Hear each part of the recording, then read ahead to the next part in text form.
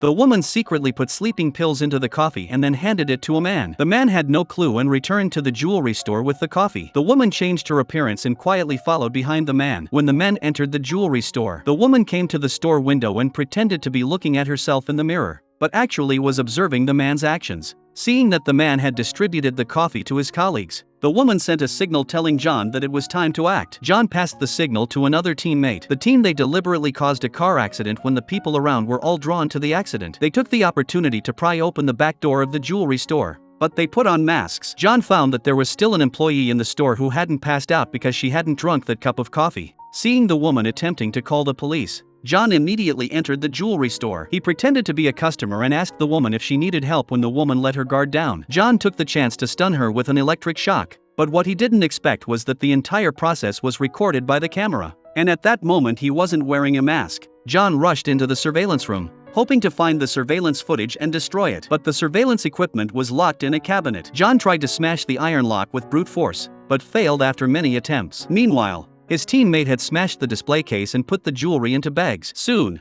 the time they had set arrived and the teammate informed John to retreat. However, John still hadn't opened the cabinet. The teammate reminded John that the anti-theft alarm had been triggered and the police would arrive at the scene within 3 minutes. They had to leave immediately. Although John knew his identity would be exposed, he had no choice but to follow his teammate and leave. This operation made them earn a lot of money. The girlfriend hoped that John would go to another city to hide for a while. However, John thought that those who wanted to catch him would surely assume he had fled to another city and it would be safer for him to stay here. Do you think John's idea is correct?